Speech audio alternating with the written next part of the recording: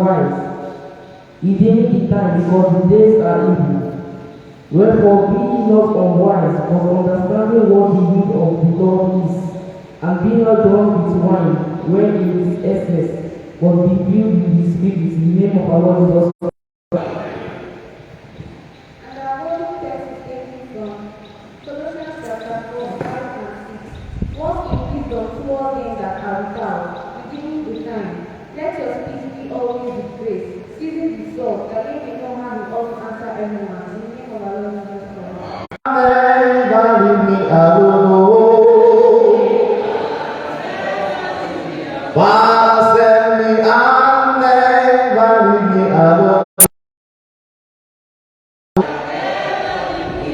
You are my provider, never leave me alone. You are my director, never leave me alone. He said,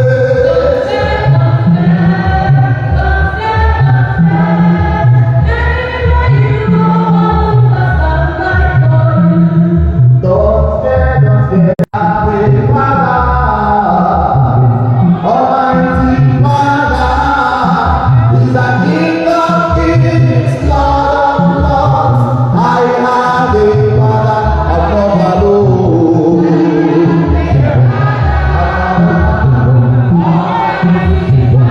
Almighty Father, King of kings, Lord of lords. I have a Father.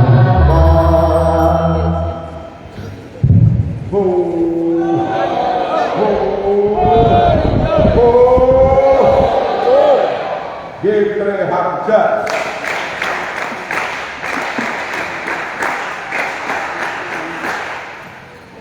Beloved Christian brethren, sit comfortably, but then be very, very attentive for the three texts that I read summarize the theme of this sermon. As favor attracts adversity. Favor attracts adversity. Beloved Christian brethren, the message this morning is for me, it is for you, it is for us present at the moment, it is for those who are viewing us from all over the world, it is for all that believe. It's for all the Christians. It is a message for all that believe.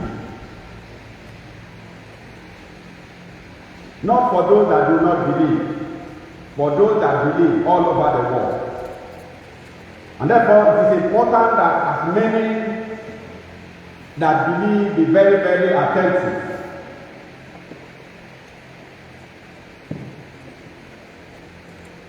For what is of common knowledge from the beginning of time is that God favors whosoever he so wish. And no man is to question him for his action or for his discretion. No man questions God's discretion or exercise of his mercy. For he chooses to express his mercy or give a mercy fellowship to whosoever his will pleases him.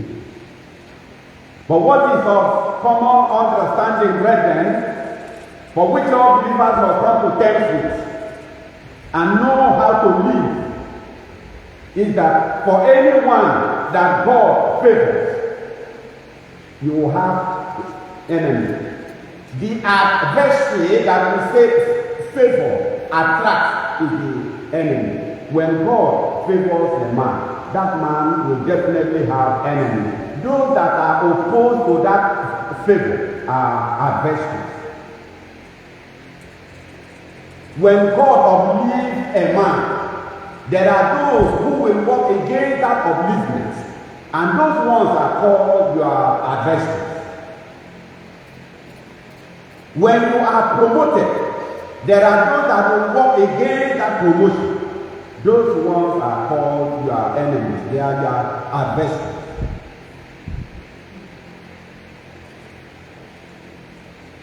When money is given unto you, when favor comes and you have a breakthrough and you are successful, there are adversaries.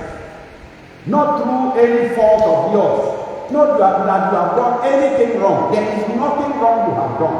But the favor has come upon you. God has favored you. The Father has blessed you. He has changed your narrative. Your story, He has changed it. He has put an end to your suffering. Ordinarily, one should say, why should I be hated? Why is envy? Why is all of this jealousy? But it's beyond human understanding. Just know that you may not worry yourself again as to but why? Because some of us, most times we ask this question, if not all the time. Why me?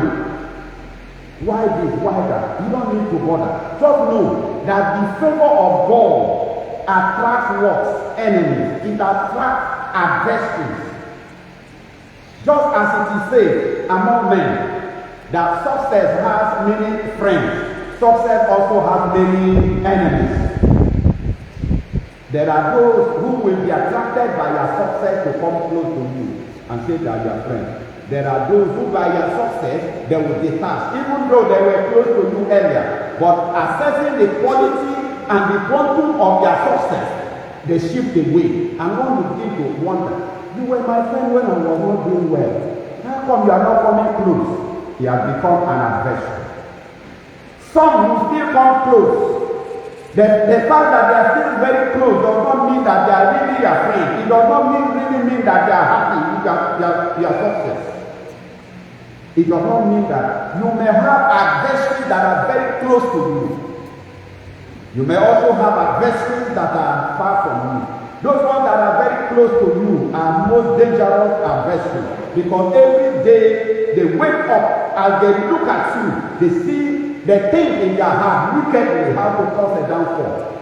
They think in their heart how to be a temptation to you.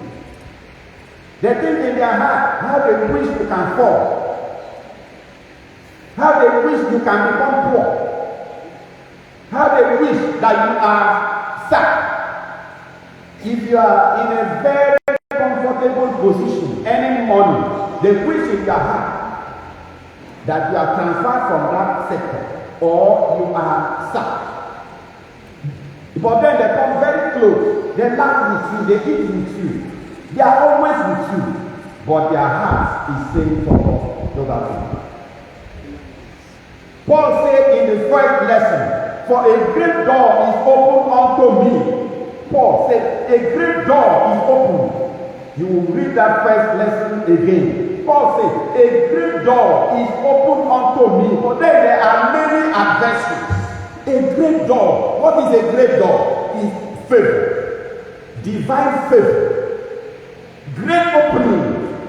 A breakthrough that is good. That is beyond human comprehension. You don't have a breakthrough that is miraculous, is divine. An opening that is bigger than your imagination, is bigger than you, not by your work, not by your work, not by what you know, not by what you know, but God has just chosen to favor you. A great door is open unto me. But then there are many adversaries. Can you read that first lesson again? Brethren, be very attentive.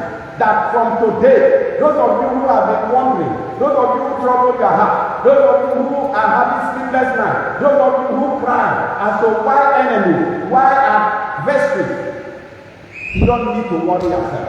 Just keep on. This message will also give you an idea of how to live in the midst of our adversities. It will give you an idea how to survive. It will give you an idea how to cope. Yes. Our first Bible lesson was taken from 1 Corinthians chapter 6, verse 9. For a great door and effectual is open unto me. For a great door and very, very beneficial and effectual is open. A door that is very beneficial, very profitable, and very, very efficient. Ephesians is open, is very wide, is endless, like what we say. What will I use to measure the love of God? For the breadth of it, the length of it is beyond measurements. So it has favored you beyond your work, beyond who you are, beyond who you know, beyond your money, beyond all things. He has just opened a great door that is very, very effectual.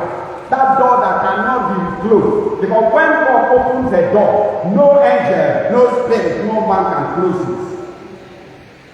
So it is not true that when God has favored you, someone can disprove it. No.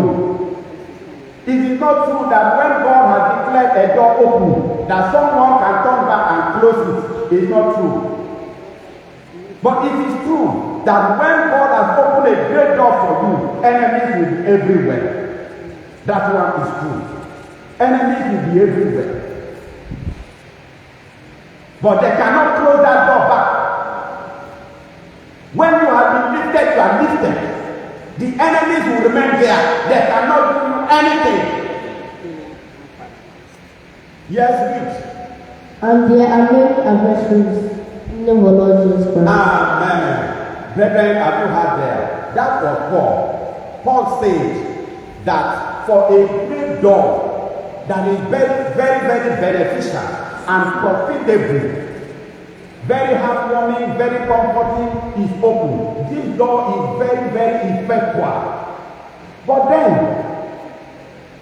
it has caused a lot of enemies to come my way.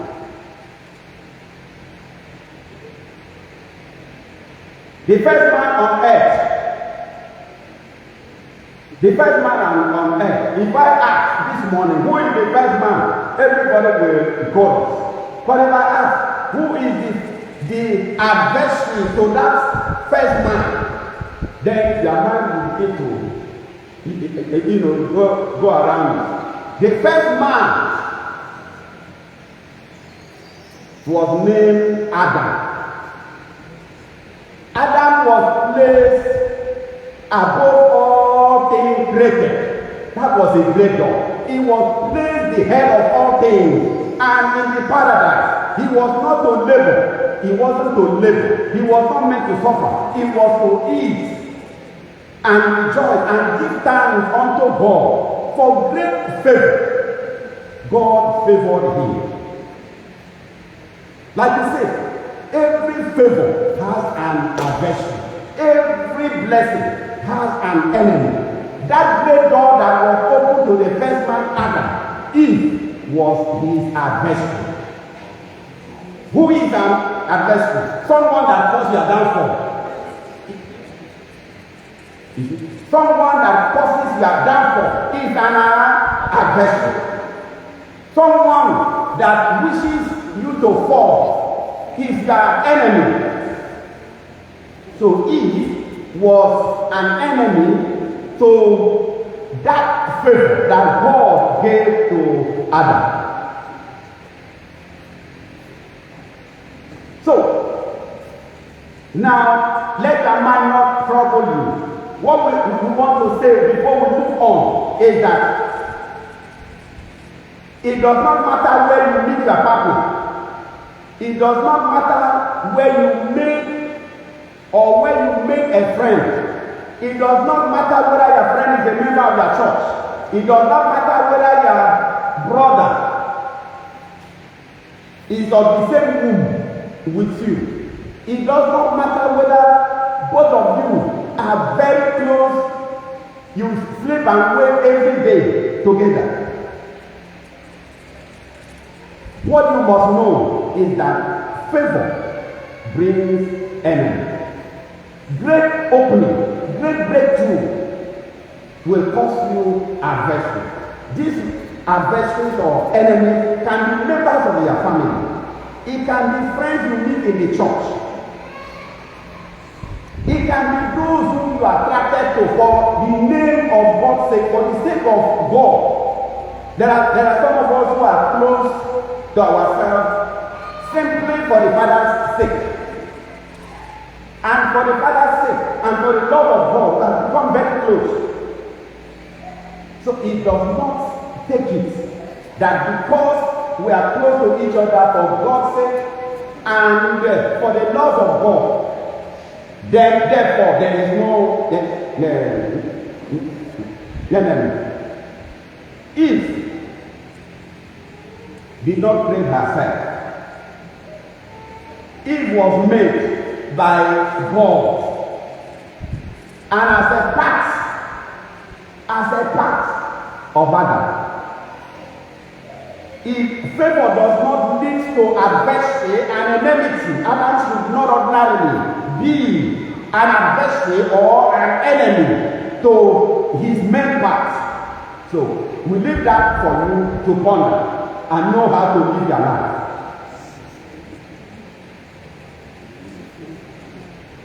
Now you have Cain and Abel. What did the Bible tell you? That for one was commended. One was commended. That is favor.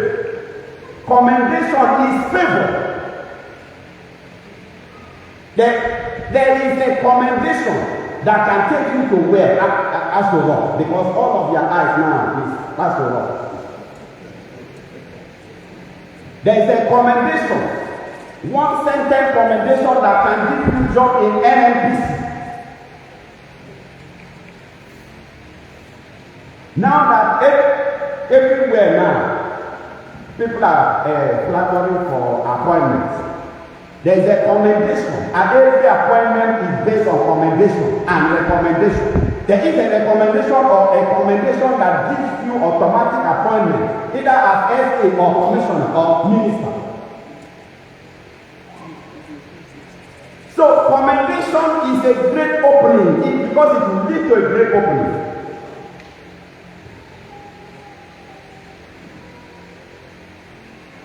Now, the story of Cain and Abel is a very familiar story in the Christian fold.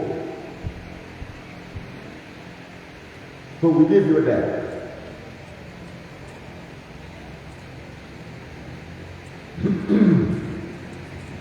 What happened to the Israelites?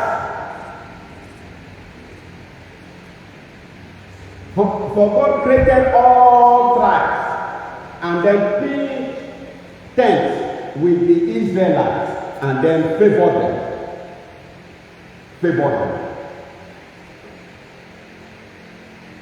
After God favored them and created a great opening for them, the Egyptians hated them and became the first and famous adversary. The Egyptians become the primary, first, and very famous adversary to the Israelites. They were against that great opening that God gave to the Israelites. They tried to do all things to frustrate that opening, to frustrate God's favor upon the Israelites. But we will ask you, as hard as they tried against the Israelites, the death of seed, we ask you again, did the Egyptians succeed to frustrate the grace, the mercy, the blessing, the favor of God against the Israelites? They did not. So that is to reassure you that when you are favored by God, you are favored. There may be adversaries, enemies,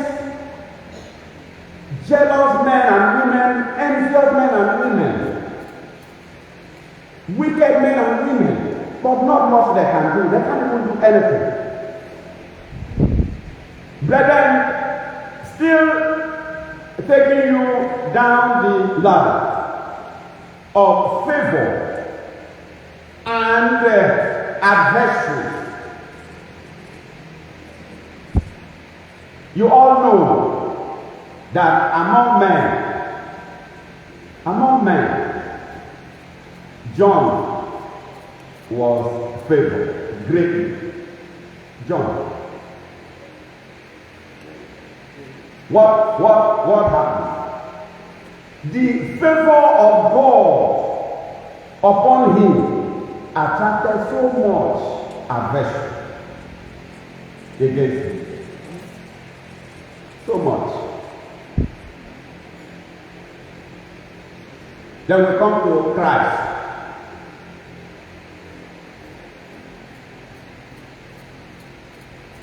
The main adversary to Christ were the Jews. The Jews were the main adversary. The main enemies to Christ were the Jews. They were against the favor that God favored Christ. They were against the glory that at that time was unfolding. It was unfolding, but they saw the glory. They saw the glory. Give 3 happy chairs.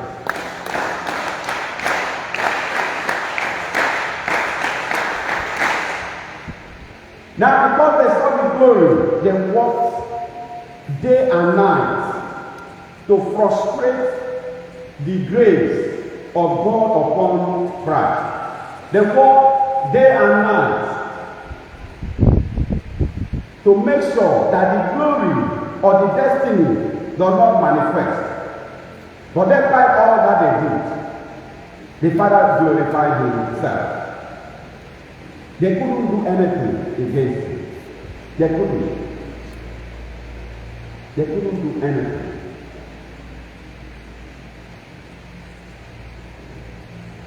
The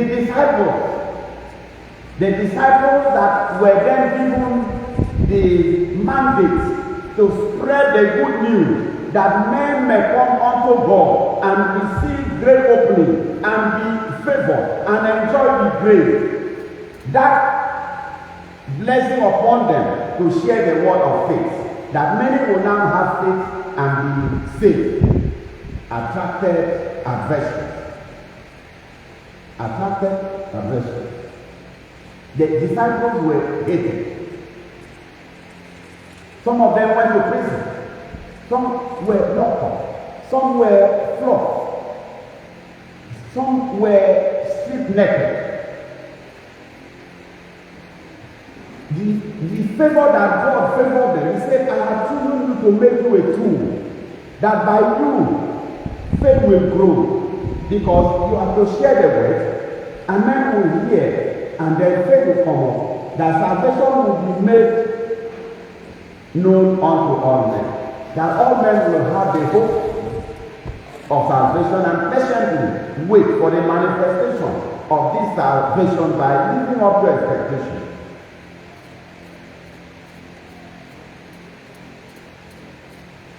Paul himself, who though was not one of the 12, though was not, but as he said, I am an apostle of God, though was not part of the 12. I am an apostle of God by his grace upon my life. He was favored so greatly. He was favored so greatly. The greatest favor that a preacher will have is the grace to share the word, and someone will hear you and receive baptism. That is the greatest grace upon a man of God, upon a preacher, upon a pastor. The grace to share the word, and many hearing from you are convinced, and then they give their life unto God. Paul had that grace, greater than any other. That was like a great opening unto him, because the word says the gift of a man, or a man gift, maketh a way for him. Your gift that is beneficial to people will lead to your progress. Men will be attracted to it, and then they favor you, because your gift is beneficial to them. So Paul had that gift that was beneficial to all. And he received favor, blessing from men. Then it turned out that he had many enemies. In the case of Paul, he even had to cry out, say the painful aspects, but not with any form of regret. He said the painful aspects is that the adversaries against me are even among the people, among the few of us. And he said, how many are we? How many are we? Why should I have this sort of hatred? Why should this gang up be? Why the hatred and enmity? That often makes him to shed tears. But the joy is that as many times as Paul expresses weakness as to why should there be hatred among even the few, why should anyone among the few who are struggling, they are struggling to make sure that the name of Christ spread. They are struggling to keep the faith afloat. Why should there be anyone or some among the few working against each other, causing downfall, causing sickness, causing pain? And then he will always comfort himself that his joy in all of that is that the enmity of even the faithful one, so-called, does not cause any harm, because the more they hate him, the more the Father glorifies himself. And that even if they come against him, when he kneels down and prays, the Father answered his prayer. That the fact that God answered his prayer, despite the hatred, even from among the circle, gives him courage, gives him faith to continue. He said it helps him. It would have been a different thing if God does not answer his prayers. But he is being strengthened that God answered his prayers, even if everybody among the ones preachers, everybody in the church hates him. But then the fact that God answered his prayers, it means that he is not as bad as they made him to look. Because those that hate you, they want to make you look bad. Those that hate you, they don't say good things about you. The enemies of progress in your life are those that want to tarnish your image. They want to make you look like the worst person on earth. But God is making him to look as an evil person, though an apostle he was. But that he was encouraged to continue, not seeing himself as a bad man, because God was answering his prayers against the adversaries. When they hit him one sickness, and he will fall, and on that same ground he will cry unto Lord, see me, oh. Don't allow them to celebrate. Heal me, and before you know, he's up and doing. That means God was on his side, answering his prayer against the wish of the wicked.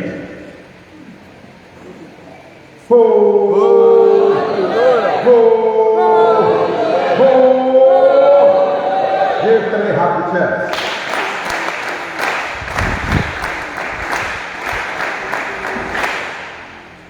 Here's really the second lesson.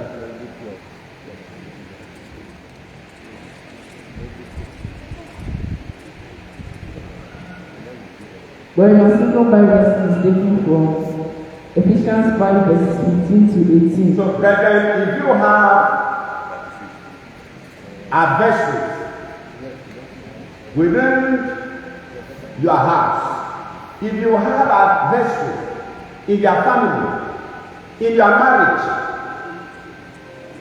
everywhere in the church, by the few things you have had this morning, it means that you can have an adversary in your marriage. By what you have had this morning, it means that you can have an adversary or adversaries in your family, among brothers and sisters of the same womb. By what you have had, you can see that your adversary may be your wife, it may be your husband.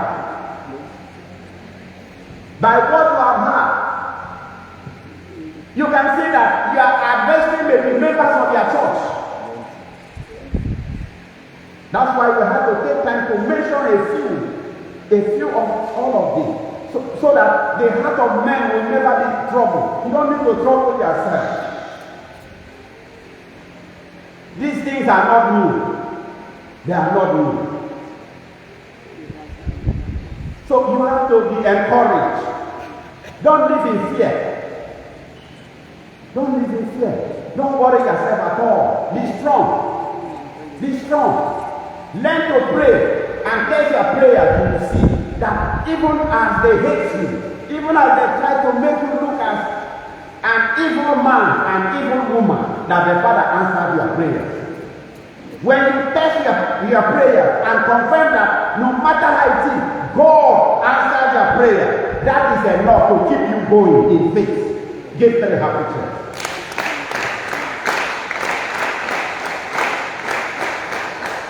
Yes. See them that ye walk circumspectly, not as fools, but as wise, redeeming the time, because the days are evil. Wherefore be ye not unwise, but understanding what the will of the Lord is, and be not drunk with wine, when it is excess, but be filled with the Spirit, in the name of our Lord Jesus Christ. Amen.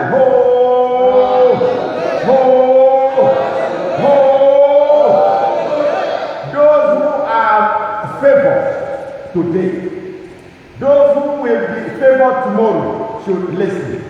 Do not be carried away by God's blessing upon your life. Do not be carried away by God's mercy upon your life. Do not be carried away by God's favor upon your life. And begin to act as if you are drunk. For the word says, see that you walk circumspectly, not as fools. The fact that God is favoring you, the fact that you are having success, the fact that God is answering your prayers, it does not mean that you should act as if you are drunk. It does not mean that you should behave as if you do not know that there are adversaries. There are adversaries. Be careful. Don't be carried away by anything. Be very, very circumspect and be wise among those who are your enemies,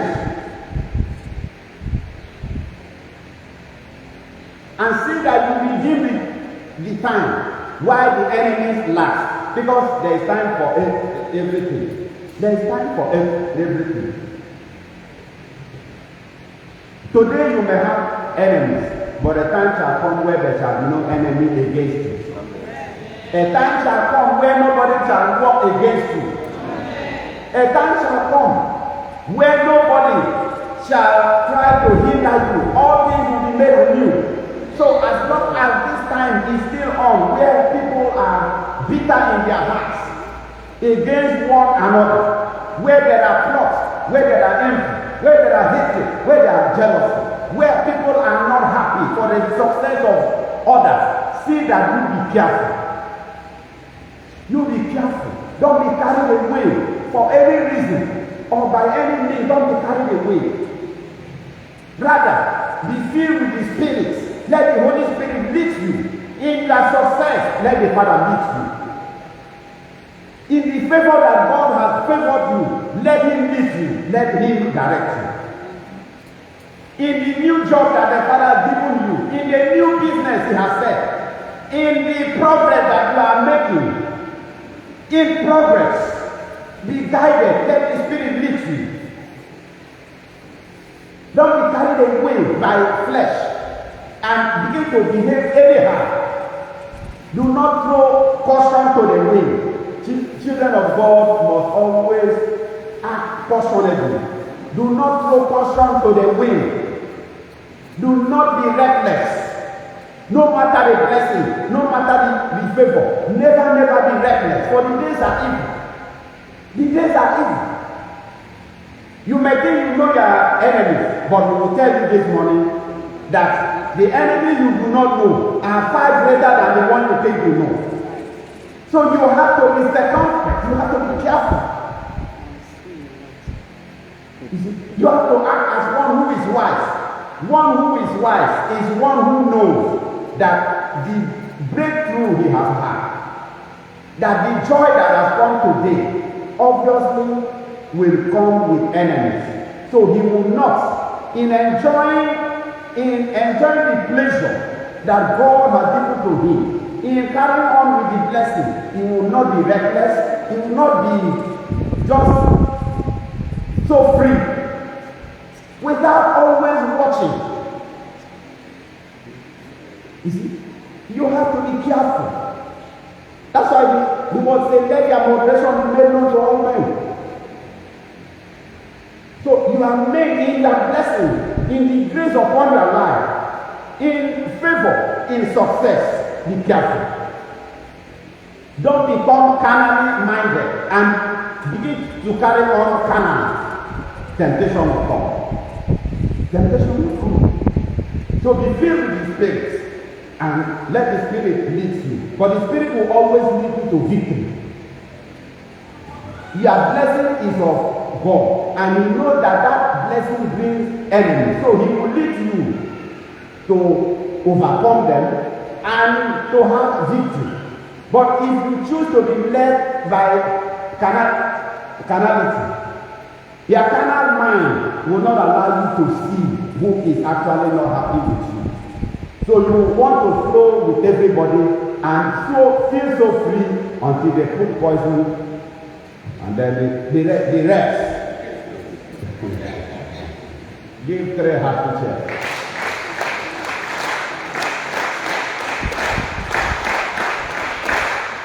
Where we go look at. Some don't shop with their friends. They reach up, they don't wake up. And our Holy Church was taken from Colossians chapter 4, verse 4 to 5. That I may make 4, 5 to 6, sorry. Walk in wisdom toward them that are without, redeeming the time. Let your speech be always with grace, seasoned with salt, that you may know how you ought to answer every man. In the name of our Lord Jesus Christ. You are back now. He said, walk with wisdom with those that are without. Walk with those that are your enemies, are men without wisdom. For wisdom will let you know that whatever anybody has, he receives it. Grace, favor. There is a giver, only one. All of us, as many as we are receivers. If God does not give you, you cannot receive. So a man of wisdom will know that man is favored because God has favored him. That man today, his life has changed because the Father has blessed him. The Father has answered his prayer. So if you have wisdom to that extent, that if somebody is doing well, it means that it's the grace of God, the mercy of God, the blessing. Why should anyone with wisdom want to walk against God's will? Why should anyone with wisdom to that extent want to go contrary to the flow? When God said this stream will flow this way, is there any man that will reverse the flow? It's not possible. So it shows that you don't have wisdom. You just don't have wisdom. You don't have it. So try to walk against the tide. You see, it will lead to problems. So the word of God says, let those who are favored, let those who are enjoying grace, let those that the Father have remembered them. For he does not forget anybody. He will remember you at your own time and in his own time. He has a time for everyone. He has a time for me. He has a time for you. He has a time for all of us. Ecclesiastes 3 says, for everything is a portion time, even to the season. There is a time to plant. There is a time to harvest. Every fruit has its own season. Every man has their own season. The fact that mango, this may be the season of mango, does not mean that it's the same season with pineapple. Go out now. Last season of the pineapple, we had very fat, big pineapple. Now go out and see. It is not the season. The pineapple are still there, but very small. So it will be a season that is overflowing onto your brother. And you just manage with the little ones you have. Another season will come, and your cup will overflow. Just having wisdom. That is all the Lord doing. So if you have that wisdom, you will avoid envy, avoid jealousy, avoid making yourself an enemy of progress. For there is nothing you can do about it. Instead, you cause problems for yourself. You cause problems for yourself. So, but since some men have decided not to have wisdom. No matter what you do, no matter what you say, they don't want to have wisdom. So there will always be jealous.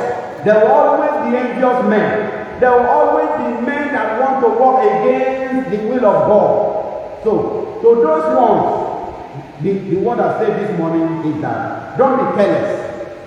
Don't be too open. Don't be too free. Be careful. Be careful.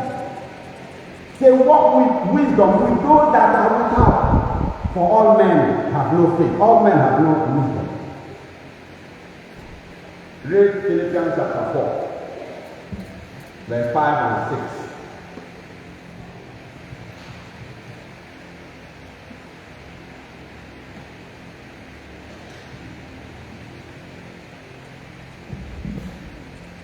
When our witness is taken from Philippians chapter 4 verses 5 to 6.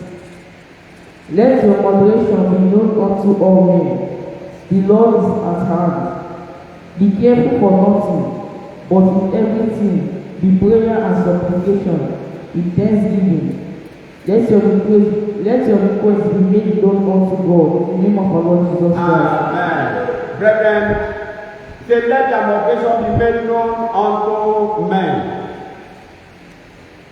We are interested in the last part. We are very much interested in the last part. Read the last part again, and then read the full text. Pay attention to the beginning and to the last part. Philippians chapter 4 verses 5 to 6. Let your moderation be known unto all men. The Lord is at hand. That's one part. Be careful for nothing, but in everything be prayer and supplication with thanksgiving. Let your request be made known unto God in the name of our Lord Jesus Christ. Amen. That is the second part. Now, to those who have received grace, to those who the Lord has shown divine mercy, to those he will bless tomorrow, to those he has blessed today. Because by what we have said this morning, you have heard that blessing comes as per season. It may not be my season, it may be your season. It's a seasonal thing. Blessing is a seasonal thing. Great door that Paul said is open unto me. Behold, there are enemies.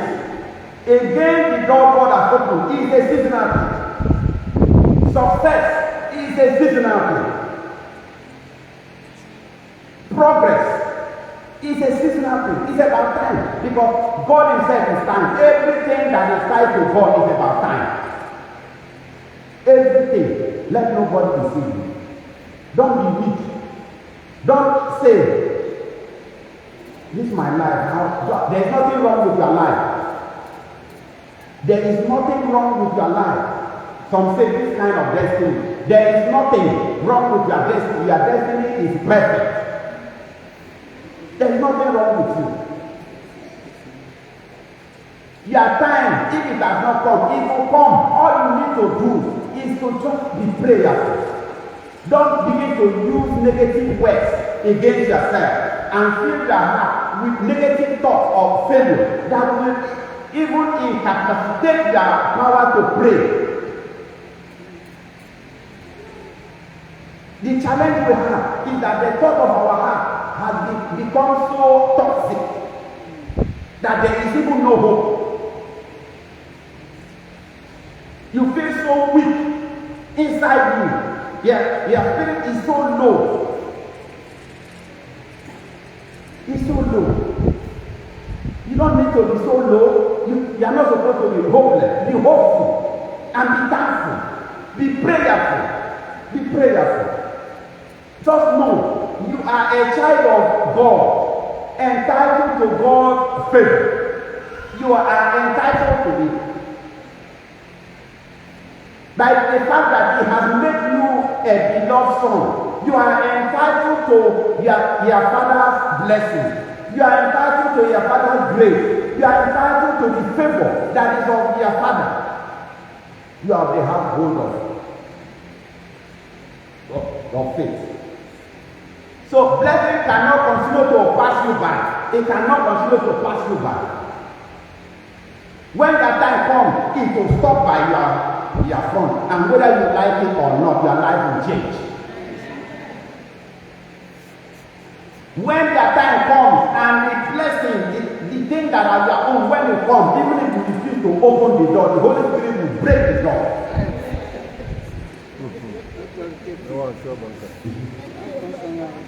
There are people, see, God works in the mysterious way. There are people who have suffered and at some point they have no hope at all. They even have written themselves off. And when blessing comes, when great opening comes, they just throw it, not attaching any importance to it. They practically force them into it. They say, come. He said, leave me. Nothing will come out of it. He said, come now, come. He said, don't worry. I know myself. Now, so my own deed. I have tried so many different opportunities with the pass out. I don't plan. Nothing come out. They practically force them into it. And then they will see that, yes, this one is not like others. So when that time comes, even if me forcing you, you will be forced into it. And your life will just change. Your life will just change. So don't trouble yourself. All you need to do is understand what the will of God is. For the will of God is that everybody has his own time. The will of God, even as Jeremiah 29:11 said, for I know the thoughts I think towards you, not of war, not of sickness, not of poverty, not of wretchedness. The thoughts I have towards you is not that you suffer or you continue to suffer. It's not that as you are jobless, you will remain jobless. No. Jeremiah 29:11. That the thoughts I have towards you is of peace. Is that you have peace. Is of happiness. That ones who have suffered will have joy. Is of promotion. That one who has been living rejected will be lifted. The thought I have towards you is that yes, you may be weak in the spirit, based on situation, based on hardship, based on how conditions have been, based on how you have no helper. You have nobody to help. You have made so many efforts. Everything failed. And you have seen your friends that have help here and there. And you look at yourself, no, nobody. But the thought of God is that one day that tears that have been coming out, He will dry it. And helper will come from unexpected corners. Helpers will be multiple. Helpers will be, even though you will not know. Helpers will come from everywhere, and you are lifted, and you will laugh, and you have joy. That is the thought of God concerning you.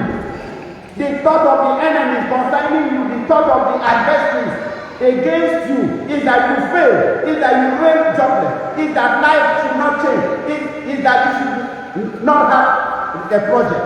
The thought of the enemies against your progress is that even when you start a project, they will wish that it remain uncompleted. But the thought of God, as Thessalonians 5:24 says, he said, he who started the work will finish it. So if he started a project for you, he will finish it. So do not fear that the enemies may be praying day and night. They may go to your side to do sacrifice, that this project will be abandoned. Don't fear. Don't even look there. He who started it will finish it in a manner that will marvel them. It will shame them. He will finish it. He does not abandon anyone. He does not forget anyone. Just understand the will of God. Understand things and walk with wisdom with the enemy. There are those who do not have wisdom at all. There are those who do not know how God works. So to those ones, they are very wicked. Be careful with them. Just be very careful with them. But don't fear. Don't worry. What he will do it and do it very well. What he will finish it and finish it very well. Why did the Bible say? So a great accomplishment. He said, this is the Lord doing. Marvelous in our eyes. It is the Lord doing because men thought it would not be done. Men had thought it would not be done. So he who said, he who said, I will start and I will finish it. He came and then finish it and finish it good, finish it well, marveling the wicked and the enemies. That even those who thought it's a failure, they will admire the finishing. They will like to say, what? Money don't enter here. They never see anything. So this is the Lord's doing, marvelous in our eyes. It's because there was a great opening for which attracted enemies and adversaries against it to frustrate it. But the Lord has shown his might and victoriously he has accomplished it to the glory of his name, for the benefit of his children, for the benefit of his son, for the benefit of his daughter. He said, this is my doing. Nobody stop my will. Nobody can frustrate my will. I will do it and do it well. I will do it and honor my name. And the joy is yours. The glory is mine. So he will always do it. Fear not. He will always do it. Trouble not your heart. Try to be careful. Be prayerful. Anything that you wish, you will have it. If only you are hopeful and you are prayerful, you will have it. Anything you desire will come true. Anything you hope for will never fail. Just know the kind of mindset you have. Just have a mindset that the Father has not forgotten you. Distractors, enemies, are those ones that will say things that will make you weak. Say, somebody like you said, they expect a blessing. Ask them, what is wrong with me? Huh? Ask them now, what is wrong with me? Some of you will say, are you better than myself? You don't need to. What is wrong with me? I am my father's son. I am a bona fide child of God. Entitled. The word of God says, I am a heir unto God's kingdom. We are heirs. We are heirs. If heirs, then we are entitled to what is godly. Blessings are of God. Blessings are of the Father. He will give to everyone that call him with a pure heart. Everyone that hope and wait patiently unto him, he will give to them. He will give you and will give all of us. And in the end, we will be happy, joyfully together. In the name of our Lord Jesus Christ. Amen. Give three happy cheers.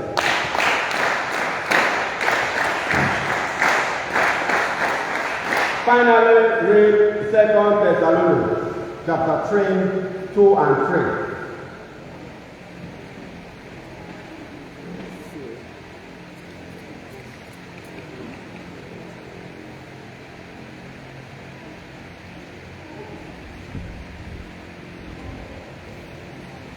Yes. When our witness is taken from 2 Thessalonians chapter 3, verses 2 to 3, and that we may be delivered from the unreasonable and wicked men. For all men have not faith, but the Lord is faithful, who shall establish you and keep you from evil. In the name of our Lord Jesus Christ. Amen. Brethren, Paul who said that behold, a great door is open unto him. But then that great door, that favor, has attracted enemies, adversaries, working day and night to frustrate it, to prevent the Father's will from manifesting. Is the same one who has said unto that we that are waiting patiently unto the full hope and manifestation of the will of God, those who are enjoying grace, those of us who are enjoying the Lord's favor, let us commit ourselves to prayer that we may be delivered from unreasonable men who are also said to be wicked. That is what we have just had. He said, let us who all hope, those whose hope are in the Father, those whose blessings are of God, those whose success is attached and is connected to God, those whose everything, if their life, body and soul is the Father, if any color you have is of God, if anything you hope to have tomorrow will still be of Him, if anything you are processing is about Him, continue in prayer, that though there may be enemies, that you may be delivered from the unreasonable men who are wicked. For all men have no faith. If you reflect on this, that last witness, and then reflect on what you have had from morning till now, then you have an idea of what God was saying. Because adversaries may be members of their church. It may be their friends. It may be from their mother's womb. It may be from their father's house. It may be from the compound. It may be everywhere. It may be everywhere. And then you have been told that let their moderation be made known unto men. For the Lord is around. For the time is evil. You have been told to ensure that you walk circumspectively, not as fools, but as wise, redeeming the time, for the days are evil. You have been told that all men do not have wisdom. And we told you that those who do not have wisdom, knowing how God works, are those that are considered unreasonable. This final reference, he said that the Lord may deliver us from unreasonable. Brethren, at this hour, the declaration from this throne in the favor of all of you present and those viewing from all corners of the world is that though there may be enemies, because of the grace of God upon your life, because of the mercy of God upon your life, amen, because of the blessings and the grace, because of the joy and the comfort which the Father has given unto you, because of the promotion, the employment, the breakthrough, whatever good news you have, whatever joy you have, whatever comfort you have, that may have attracted enemies against you, that may have attracted wicked and unreasonable men working without wisdom to cause a downfall, to become a stumbling block against you. We join the heavenly host this hour to say, let God the Father deliver you from unreasonable wicked men in the name of our Lord Jesus Christ. God the Father today has delivered you from the hand of those that want your downfall. Because you will not be a failure. You are a success.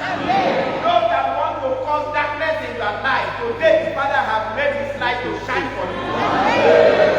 Those that want to cause dry hand, wretchedness against you, against your family, today the Lord God the Father has manifested. He has delivered you from wretchedness. He has delivered you from poverty. He has delivered you from the power of darkness. Today the Father has manifested, even if it is in your father's house, He has redeemed you from your father's house. If it is in your mother's house, He has redeemed you from your mother's house. If it is in the church you attend, He has delivered you from the congregation of wicked men and women. He has saved you from your friends. He has saved you from jealous, envious men and women.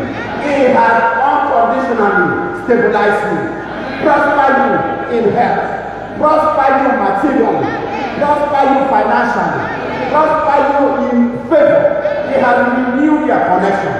He has renewed your hope. The renewed hope today is that you will go out and find